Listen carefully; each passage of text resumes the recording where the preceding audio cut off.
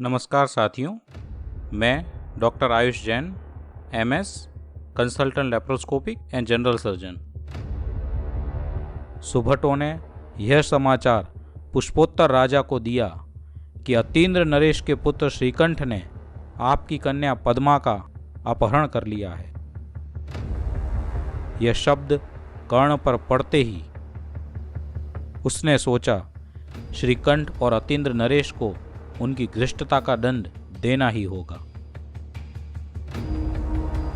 और फिर पुष्पोत्तर राजा अपने विमान में वायु वेग से श्रीकंठ के पीछे गया। नीति शास्त्र में निपुण श्रीकंठ ने जब अपने पीछे महाबलवान पुष्पोत्तर राजा को आते देखा तो उसने सोचा, महापराक्रमी पुष्पोत्तर से युद्ध करके जीतना असंभव है। उसने तुरंत अपने बहनोई लंका नरेश कीर्ति धवल का विचार आया और उसने अपना विमान राक्षस द्वीप में लंका की ओर गतिशील किया और शीघ्र वेग से लंका नरेश के पास पद्मा के साथ पहुंचा। लंका नरेश ने अपनी पत्नी के भाई का आदर सत्कार किया और कुशल क्षेम पूछी। अभी यह बात चल ही रही थी कि पुष्पोत्तर राजा अपनी विशाल सेना के साथ श्रीकंठ के पीछे पीछे राक्षस द्वीप में लंका तक पहुंच चुका था। शोर सुनकर लंका नरेश कीर्ति धवल ने बाहर जाकर देखा तो लंका के आकाश में सर्व दिशाओं से तलवार, भाले आदि शस्त्रों से सुशोभित विद्याधर राजा युद्ध के लिए ललकार कर रहे थे। वायुवेगी अश्व, मेघ समान हस्ती और विकराल केश वाले सिंहों को देखकर कीर्ति धवल ने क्रोध मिश्रित हंसी हंसकर अपने मंत्री को युद्ध का आदेश दिया। और इस तरफ अपने कार्य से श्रीकंठ अपने आप से लज्जित था। एक तो पद्मा को वह छल से लेकर आया और पुष्पोत्तर से युद्ध का सामर्थ्य न होने के कारण कायरों की भांति अपने बहनोई के पास शरण ली, और अब उसके लज्जापूर्ण कार्य और अशौर्यपूर्ण कार्य के लिए लंका नरेश पुष्पोत्तर से युद्ध करेंगे। क्या यह मेरे कुल के गौरव को योग्य है? यह विचार होते ही श्रीकंठ कीर्ति धवल के पास गया और कहा, हे लंका नरेश, मैं आप पर अधिक बोझ नहीं डालना चाहूँगा। आप सिर्फ मेरी इतनी सहायता करें कि जब तक मैं स्वयं पुष्पोत्तर राजा से युद्ध ना करूं, तब तक आप मेरी स्त्री पद्मा का संरक्षण करें। लज्जा से शर्मसार होते हुए श्रीकंठ को विनती करते देख लंका नरेश ने उसे कहा, तुम अब लंका नरेश की शरण में हो और पराक्रमी महाराक्षस का वंशज मैं लंका नरेश कीर्ति धवल अपने राक्षस वंश की परंपरा के अनुसार शरणागत का रक्षण करने के लिए कटिबद्ध हूँ। तुम्हारा शत्रु मेरा शत्रु हुआ, फिर भी तुम्हारी विनती स्वीकार करके मैं यह वचन देता हूँ कि मेरे समझाने के पश्चात भी अगर पुष्पोत्तर राजा ने अपना हठ नहीं छोड़ा तो यह राक्षस वंशी लंका नरेश उसे यमराज के मुख में प्रविष्ट कराएगा। मेरा पुष्पोत्तर के प्रति कोई व्यक्तिगत द्वेष नहीं है। ऐसा कहकर अपनी स्त्री के भाई श्रीकंठ को निश्चिंत करके और उसे अपने महल में रखा और अपने अति बुद्धिमान और मधुरभाषी दूतों के द्वारा यह संदेश पुष्पोत्तर को भिजवाया। दूत ने जाकर लंका नरेश का संदेश पुष्पोत्तर राजा को सुनाया। हे पुष्पोत्तर, राक्षस वंशी लंका नरेश आदरपूर्वक वचनों से आपको नमस्कार करता है। आप उच्च कुल में उत्पन्न हैं। हे महाबुद्धिमान, ऐसा कौन सा ज्ञान है जो हम आपको दें, क्योंकि आप स्वयं ज्ञानी हैं। श्रीकंठ भी चंद्रमा की किरणों की भांति निर्मल कुल में उत्पन्न हुआ है और विनयी है, सुंदर है, सर्व कलाओं में पारंगत है। तुम्हारी कन्या पद्मा भी रूप, गुण और कुल सभी बातों में श्रीकंठ के योग्य है। इस प्रकार भाग्यवश हुआ श्रीकंठ और पद्मा का स्नेह मिलन और संयोग सर्वथा योग्य ही है। दूत के इन वचनों को पुष्पोत्तर सुन रहा था।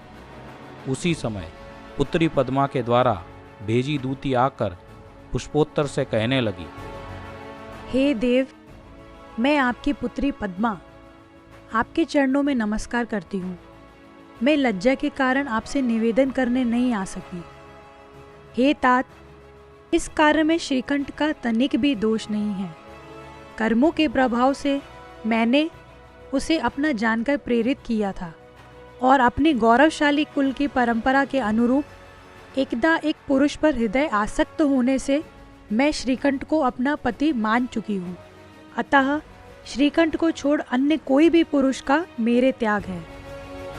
लंका नरेश और पुत्री पद्मा का संदेश सुनकर पुष्पोत्तर राजा किंकर्तव्य मूढ़ हो गया और अत्यंत व्यथित चित्त से उसने सोचा कि वर में जितने गुण होने चाहिए उसमें से उच्च कुल का होना सबसे प्रमुख है और श्रीकंठ बलवान लंका नरेश की शरण में है।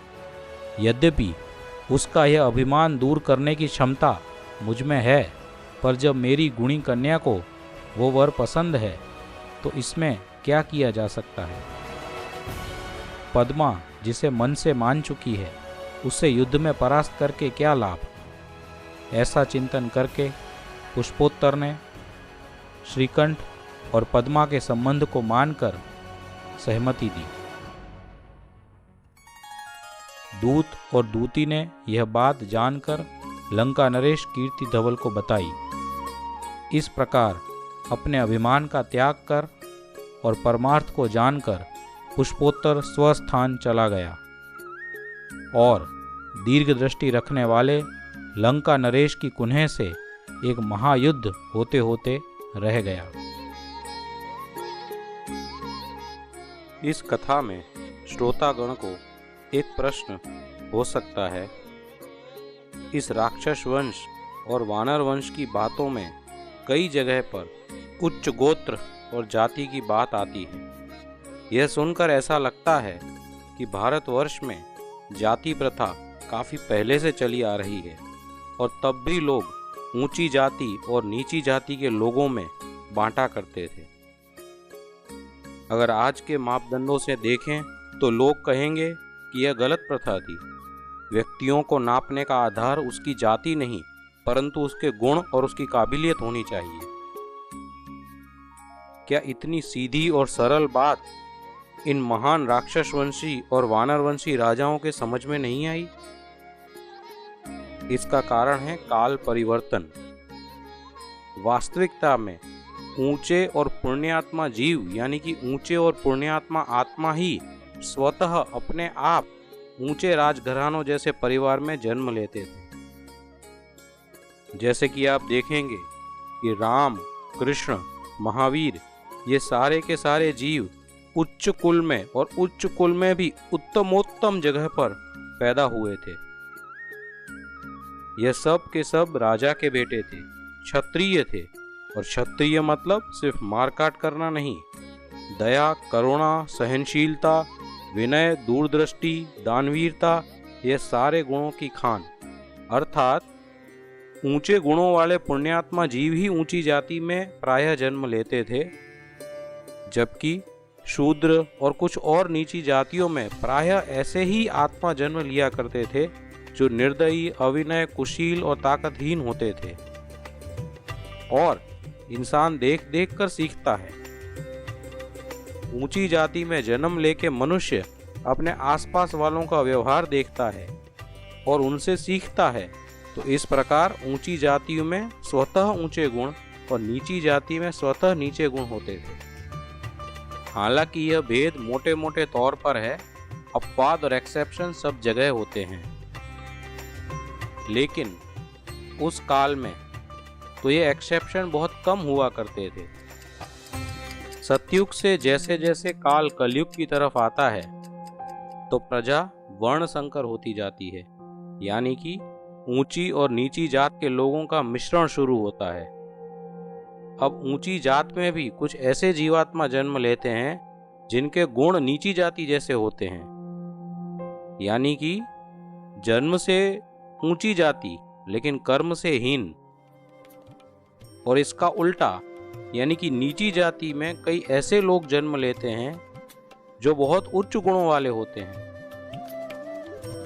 जैसे कि अगर हम उदाहरण देखें तो कबीर साहब का, जाति से वणकर यानी कि नीची जाति के थे, लेकिन ज्ञान बहुत उच्च था। और अगर हम आज के ज़माने में देखें तो इन्फॉर्मेशन हमारे आसपास इतना ज़्यादा है कि आपको ऊंचे से ऊंचे विचार भी मिलेंगे और नीच से नीच विचार भी मिलेंगे, और यह अब आप पर निर्भर करता है कि आप कैसे गुणों को अपने आप में विकसित करना चाहते हैं।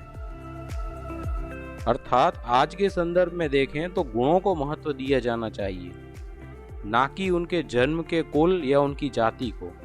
सिर्फ ऊंची जात का कोई व्यक्ति है यह जानकर आप यह नहीं कह सकते कि उसके गुण भी उच्च कोटि के होंगे। राम, कृष्ण और महावीर के समय में कुछ अपवादों को छोड़कर यह कहा जा सकता था कि अगर कोई व्यक्ति ऊंची जात में है तो बहुत हद तक संभावना है कि उसके गुण भी उच्च कोटि के ही होंगे। तो इसलिए उस जमाने में उच्च जाति का महत्व हुआ करता था। आगे ये श्रीकंठ और पद्मा का क्या हुआ? बाली, सुग्रीव जैसे महाबली जिस वानर वंश में जन्मे, वह वानर वंश की शुरुआत कैसे हुई? श्रीकंठ और पद्मा के आगे के जीवन में क्या क्या मोड़ आए, यह बात हम जानेंगे अगले अंक में। Please like, share and subscribe, और आपके विचार हमें कमेंट सेक्शन में साझा कीजिए।